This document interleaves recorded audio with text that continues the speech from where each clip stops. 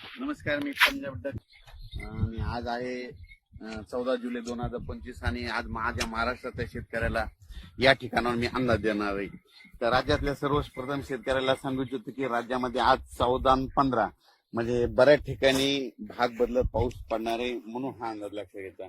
म्हणजे विखुरलेल्या स्वरूपात सांगायचं झालं तर परभणी जिल्हा, लातूर जिल्हा, बीड जिल्हा, धाराशिव, त्याच्यानंतर नगर जिल्हा, त्याच्यानंतर जालना जिल्हा, संभाजीनगर, सोलापूर जिल्ह्यात आज बऱ्याच ठिकाणी विखुरलेल्या स्वरूपाचा पाऊस पडणार आहे म्हणून हा अंदाज लक्षात घ्यायचा. म्हणजे सर्व दूर पडणार नाही पण बऱ्याच ठिकाणी असं जीवदान ठरणारा पाऊस येणार आहे म्हणून हा अंदाज लक्षात घ्यायचा. मग राज्यात मग मोठा पाऊस कधी येणार तर राज्यात तुम्हाला एक सांगू इच्छितो की मोठा पाऊस कधी येणार तुम्हाला एक सांगू इच्छितो की राज्यामध्ये सांगायचं झालं तर सध्या तरी मोठ्या पावसाचं वातावरण नाही, असाच भाग बदलत विखुरलेल्या स्वरूपातच पडणार आहे म्हणून हे अंदाज लक्षात घ्यायचा. राज्यात फक्त जुलैच्या शेवटच्या आठवड्यात मात्र चांगला पाऊस राहणार आहे म्हणून हा अंदाज लक्षात घ्यायचा. म्हणजे सांगायचं तर जुलैच्या शेवटच्या आठवड्यात म्हणजे हा पाऊस राहणार आहे. शेवटच्या आठवड्यात चांगला पाऊस, मग ते वाहुनी वडे नाले वाहणारा पाऊस जुलैच्या शेवटच्या आठवड्यात पाऊस येणार आहे म्हणून हा अंदाज लक्षात घ्यायचा. पण राज्यात सध्या तरी मात्र पूर्व विदर्भ झालं, पश्चिमी विदर्भ झालं, दक्षिण महाराष्ट्र, उत्तर महाराष्ट्र, कोकण पट्टी, खानदेश सर्व दूर असं उडे नाले वाहतील तसा पाऊस नाही. फक्त आज मात्र 14 आणि 15 जुलैच्या दरम्यान मात्र दुपारी 3च्या नंतर बऱ्याच ठिकाणी पाऊस पडायला दिसेल. भाग बदलत पर्सनल काहीला सोडून देईल, कुठं पडेल कुठं नाही म्हणून हे लक्षात येतं.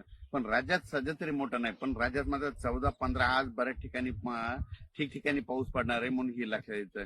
राज्यात नंतर काय होणार आहे 18च्या नंतर परत एकदा वातावरण चेंज व्हायला सुरुवात होणार आहे.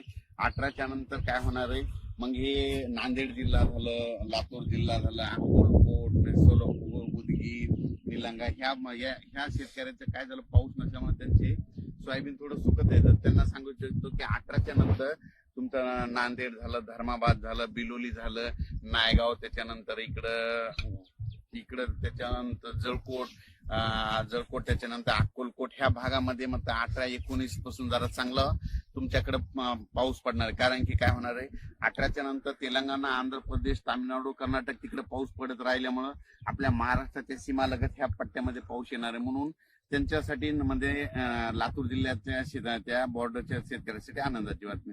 पण राज्यात मात्र 22 तारखेच्या नंतर परत आता वातावरण म्हणजे असं वाढत 22 जुलैच्या नंतर चांगलं वातावरण वाढत जाईल. मात्र 27, 28, 29 जुलैला मात्र काय होईल म्हणजे राज्यात सर्व दूर मोठा पाऊस येणार आहे म्हणून हे अंदाज लागतो. म्हणजे सांगायचं झालं तर 25 जुलैच्या नंतर जुलैच्या शेवटच्या आठवड्यात चांगला मोठा पाऊस येणार आहे म्हणून हा अंदाज लक्षात येतो.